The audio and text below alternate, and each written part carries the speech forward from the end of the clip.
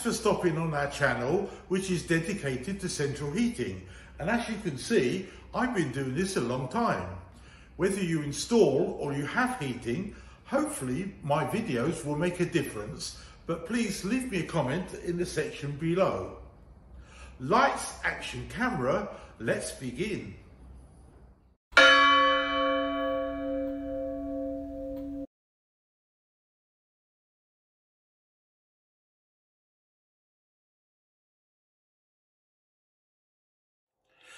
It's taken me 50 years to write this book, especially for you. If you're a homeowner, then I've got lots of pages especially written, so before you call in an installer or anybody to look at your system, there's some very easy guides to follow. If we start from the beginning of the book, pages 6, 7, 8, 9, 10, they're all about self-diagnostics. So you can just go through the system and see what's going on, or more importantly, what isn't going on, because that's the fault that occurs. Then we go into maybe your controls. So we've got pages here, 28, 29, 60, 61 is particularly important because that's the 2 pages that covers room thermostats. And very often installers ignore the recommended position and the instructions, and they'll say, I'll just stick it in the wall because I can't be bothered to do it correctly. So if you're paying a lot more gas than you think, have a look. Have they put your thermostat in the fridge? So no wonder it won't switch off. So this book is designed for you. Easy to follow, no complicated technical words, plenty of drawings, plenty of flowcharts. Enjoy. If you're an installer, breakdown engineer, and you go around houses, don't go empty houses, don't go with a bunch of tools. Take a manual. This is the best manual on the planet, because I've spent the last 50 plus years all around central heating, and I'm past my knowledge, but more importantly, I've gone to my friends and colleagues in boiler manufacturers, controls manufacturers, and I've talked to their spares department, the technical department, the breakdown department. I've talked to lots and lots of people to find out how they send out an engineer, what training they give, and I've put that into the book. So you've got a nice shortcut on how to find a fault. One of the most popular faults we covered in a video recently was, I've got hot water, but I haven't got central heating. And the answer is, the diverter valve is stuck in the hot water position because it's been there all summer long, or it's just simply worn out. Another popular fault is blowing fuse. What blows a fuse? It could be lots and lots of things. Well, we cover that and it's in the book, and it's called fault isolation. So the graphics are coming up and you can find it straight away.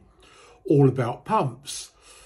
How do you test a pump in a 3-bedroom semi? Is it the right size? Is it in the right location? Well, we cover that in the book under the section pumps. So you can go straight to it, look at the value, how to measure the pump in ohms, and then you can say, yes, this pump's fine. Or, no, we need to change it for a new and better one. And while we're at it, we can then flush the system, balance the rads, and so we can do a larger picture, an overall picture, so not just to repair one little bit and then rush out. So the book's got lots of hints and tips. So take your toolbox, but take a manual, because we know that the manual that comes with the boiler, even if it's there, can't cover all the faults. It's not supposed to do that. That's where this book comes into play. So bring it along, use it, Don't forget the apps, because we need to check the flow rate of the gas, the pressures and so on. And I've made these apps easy to use. They're all one price, $4.99. Therefore, you're not being over complicated to do this particular job. All the books are sent out first class signed phone, and did I say signed for? And we dispatch them within a few days of receiving your order. So thanks for watching, take care and enjoy. Before we can begin fault finding, we need to make the place safe for us to work in. And in this book, the very first thing that we look at is in page 12, which is called the electrical safety test. And there's 6 pages all the way up to page 18, all to deal with earth, short circuit and polarity tests that have to be done before you can start doing any fault finding. This is compulsory on every single system. So as soon as you, the engineer, come and goes into this boiler, you must go through those 4 parts of the safety test and of course safe isolation TB118.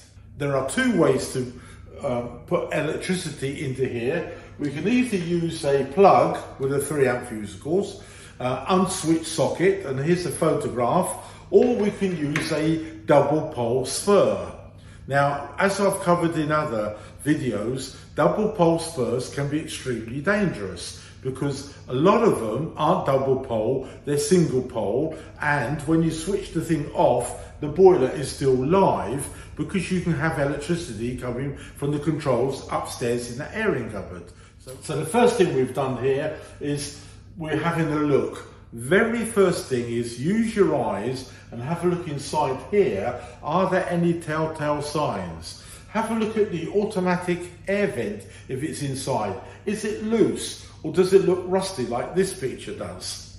That's a telltale sign. All this hydraulics is blocked basically, and you could really be looking at a new boiler because some of these heat exchangers are an extreme challenge to flush out or power flush or whatever. And obviously if you replace the engine, you might as well replace all of it. So have a look at some of these side panels as well, the insulation or fireproofing stuff, but mostly the soundproofing as well. Is it all leaving? Is it all dropped down? Does it look like a mess? Probably. If it does, consider a new boiler. The customer's not had the correct service. They either haven't called a good factory trained engineer or somebody who's been here. They've just left it and left it and left it, and finally the boiler's choked itself up. All we can do is give them an estimate for a new one, and don't forget, get 50% in advance always. You know, we love our customers, trust never. Get 50% up front for a boiler change or any other major repair. So this is the first part. Let's move on and see what's next. This next stage, number 2, is all about testing. So we have 2 modes, hot water or central heating. So the question is, installer, which is the best way to test the function of this boiler and the system as a whole? Do we turn the tap on or we turn the heating on? Well, if you've answered turn the hot tap on or the hot water circuit, you are wrong. It's always central heating. It has to be because of several points. Number 1, certain boilers, for example, don't use a pump in the hot water mode. So if it's seized up, I won't know. Also, if you turn the tap on and casually walk away, and maybe this boiler's at the other end of the house, or even worse in the loft, whilst that tap's running, I don't think the householder's going to be jumping for joy watching that perform. So that's a couple of reasons why central heating mode is really the best. And as we all know, we always wire up systems in central heating first and then the hot water side. When we do fault finding, we do central heating fault finding comes first and then the hot water side. because heating is the most expensive part of our gas or oil bill. So therefore it makes sense for us to concentrate on the heating. So before I'm going to turn on the boiler, I'm going to go over to the room thermostat and turn it down. So normally this would be maybe 18 degrees or 17 degrees. Make sure it's a nice low temperature, which it should be. Then we can go back to the boiler and turn on the mains. It may have a function where it does a pre-ignition test. Moves the diverter, moves the fan, checks the sensors, the water pressure, all that sort of thing, and then it'll be nice and quiet, ready for a demand. So always look in the manual for the boiler that you're working on, because that will tell you exactly what will happen as soon as you put 230 volts onto that PCB. So now we've turned it on, we're going to put the heating to constant or on. Always those two settings, either constant or on. That. Then we go back to our room thermostat and we press and hold the top button until it clicks, and then we know that it's going to kick into action and the boiler fires up.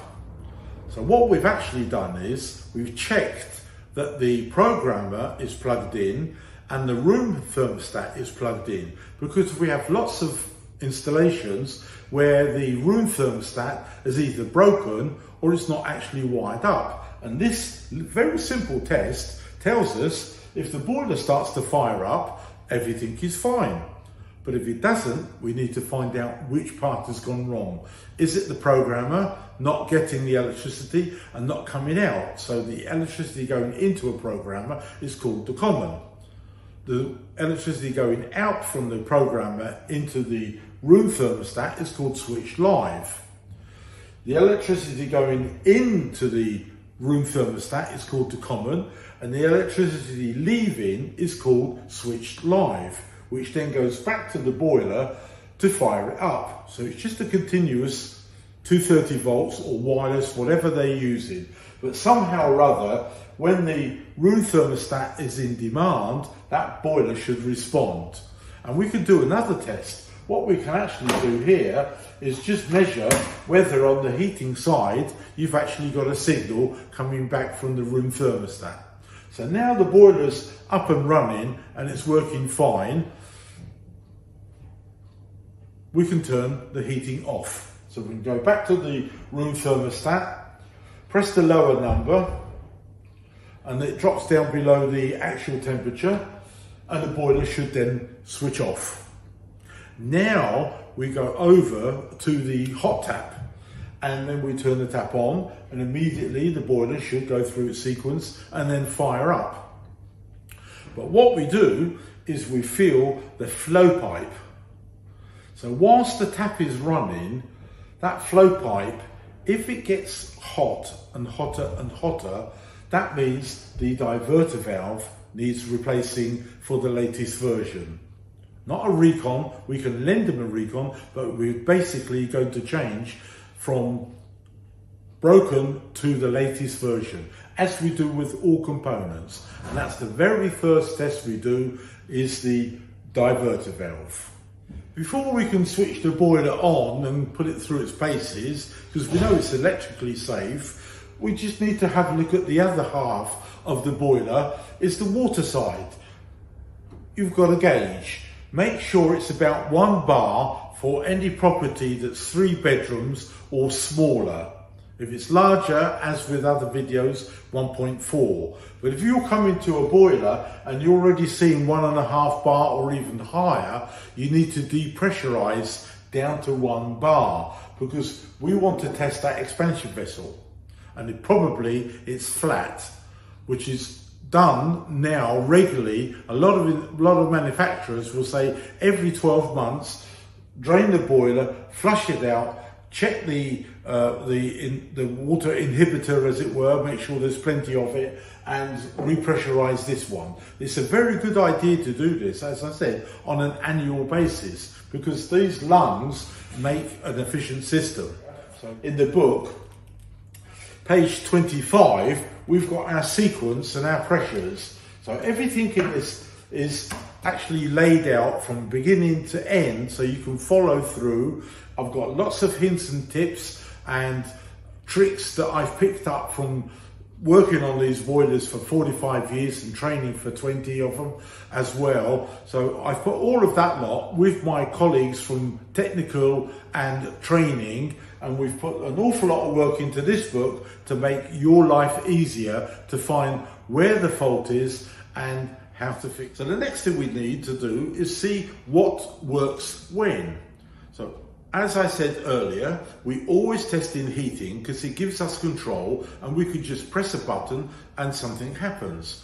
So as soon as we press the button in central heating, the room stat kicks in if there's a demand, and the first item that works will be the pump. The pump will then start circulating around here, and it will be a wire that's got a dead end. It's just live neutral and earth. So the PCB needs to have a switch or a sensor which changes. That change is somewhere down here in the water section, or it's a clipped-on sensor or a clip-on stat. So pump, sensor, stat. The next thing that will happen, exactly the same, is for the fan. The fan will start to run. It only has a live neutral and an earth, and that will need a switch or a sensor to tell the board that's actually activating. So we've got pump, switch sensor, fan, switch sensor. And then when we go to the other part of the ignition sequence, the first thing they all do is send a message to the high limit stat up the top. If that's okay, it'll go back down to these two end user thermostats. Are they high enough, and are they in the right values? So we get that information from the book, and it'll tell you at 60 degrees it'll be so many ohms. That's how we do it. The other thing, of course, we've got a component which is the gas valve. So the gas valve needs two things. It needs some sort of electricity, either AC or DC, and gas. Well, we can easily measure the gas with a manometer, and we can assume it's been working, so there's nothing wrong with the gas supply. But we still need to check it just in case something is wrong at the meter or at the pipes. So then we need to look in the manual, how many ohms or hertz does this gas valve need to ignite? And apart from the voltage, which could be AC or DC. We can do that well within 5 minutes and find out where it's gone wrong. So that's the breakdown and the fault finding testing on this type of boiler. Thanks for watching the video, and if you'd like to comment, there's a section below, and subscribe to our channels for regular updates on our next projects. Take care.